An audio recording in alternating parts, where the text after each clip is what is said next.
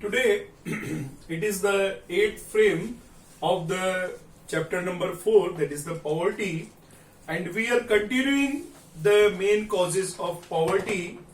We have seen 5 causes of poverty in the last 2 videos, and in this video we will see the remaining main points. There are several points for the causes of poverty. In this video we will see the remaining main points of the poverty. Other one is 6th point number, that is illiteracy and less education.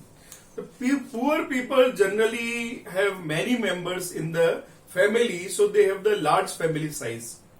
So it is not affordable for them to send their children to the school to get the education.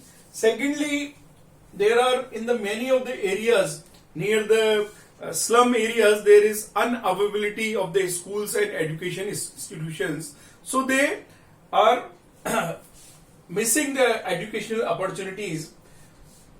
Child labor is one of the cause. Because of the family and poverty and other responsibility, the children has to start the work in the very early age, that is known as the child labor.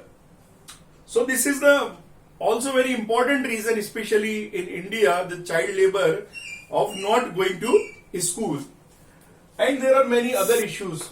So due to large family size, unavailability of educational opportunities, child labor and other issues, the poor people are generally deprived of education. They are not able to, when they are not educated, they are not knowledgeable. They remain illiterate and they are not able to develop their skills and knowledge. So they are not able to develop their skills and knowledge due to illiteracy and low education. Therefore, they get only low paid jobs, like they become the casual laborers, they are the temporary workers in the factories. Thus, illiteracy and low education contribute in the increase of poverty also. Another point from the economic point of view, it is the inflation, that is the uncontrolled continuous rise in the commodities or goods, and especially the essential commodities. The rise in the price, especially for the essential commodities like food grains, wheat, rice, pulses, sugar, salt, edible oil, clothing, etc., lead to fall in the real purchasing power. It is very important word terminology from the economic point of view, the real purchasing power. So it means with the same amount of money they are able to purchase less amount of goods. So inflation leads to fall in real purchasing power. The poor people already struggling for the 2 times meals and face lot of trouble because of this inflation or rise in price. So they are facing trouble and problem from the high inflation. The inflation in turn increase the poverty also. 8 point, unequal distribution of wealth and resources. A developing country like India, it is a very important statement that 10% of the rich are owing the 80% of the total wealth of India. So the gap between rich and poor is very much high. So income inequality and unequal distribution of land and other resources widens the gap between rich and poor. The richest 10% of Indians own 80% of the wealth. Even the land reforms after the independence, the government has tried for the land reforms, but they have not got the expected results because of the lack of the political willingness and corruption and other issues. So even the land reforms in India were not successful due to political will, lack of political will. It has resulted in more poverty in the rural areas because the problem of small farm size land was remaining the same. 9th point is exclusion from economic and financial streams.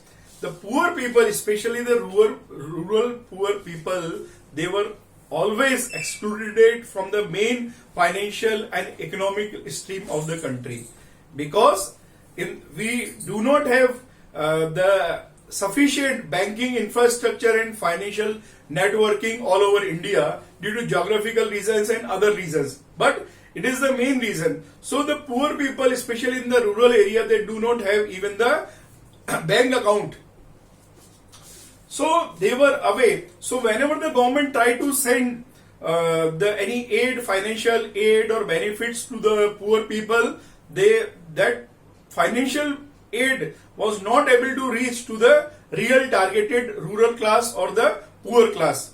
So our Prime Minister has started two very important schemes like Jan Dhan Yojana, and one is Pradhan Mantri Jeevan Jyoti Bima Yojana.